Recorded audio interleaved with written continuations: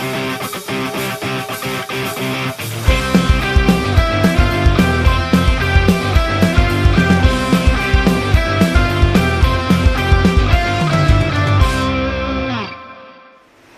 maats! Dit is so lekker om vandag weer by julle te kuier en ja, ek is vandag alleen, maar ek het vir julle goeie nuus vandag oor dit wat ek vir julle wil vertel.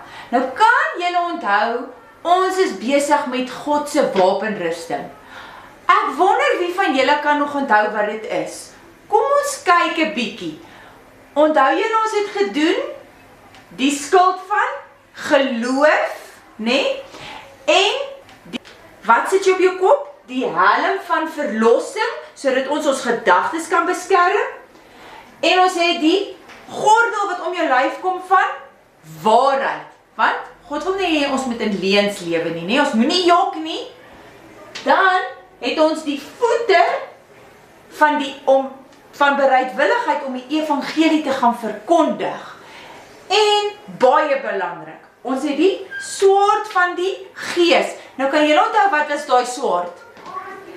Dis ons Bybel. Nou as ons nie God se woord ken nie, hoe gaan ons kan veg? Ons gaan daar net so staan, nee. So, ons moet ons Bybel lees, sodat ons 'n swaard kan hê teen die vyand, wat die duiwel is. En dan het ons hierdie wat hier op jou kom, ons borsplaat van geregtigheid.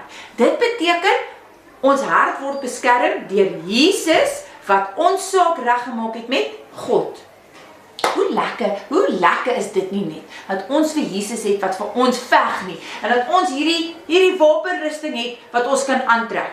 Kyk wat sê ons versie vir ons. Ons versie sê, in Efesiërs 6 vers 11, sê dit, trek die volle, nie net halfpad nie, elke ene van daai, trek die volle wapenrusting van wie? Van God aan. Sodat ons wat kan doen? Sodat ons staande kan bly, wanneer die duiwel ons wil aanval. Nou, ons het vandag geleer van ons moet die goeie nuus gaan verkondig. Nou, die goeie nuus is hier by hierdie voete, né? Ons moet gaan, jy kan nie net stil staan nie, jy moet gaan en gaan vertel van wie? Van Jesus en wat hy vir ons kom doen het. En hoor wat sê Markus 16 vers 15 sê vir ons. Gaan die hele wêreld en verkondig die goeie nuus aan almal oral. Wil jy hê jou maatjies moet ook hierdie goeie nuus hoor? Dan is jou uitdaging vandag om vir hulle iets te gaan vertel van Jesus. So, lees jou Bybel en dan gaan vertel jy van 'n maatjie iets van Jesus. Julle moet 'n lekker week hê. Bye maats!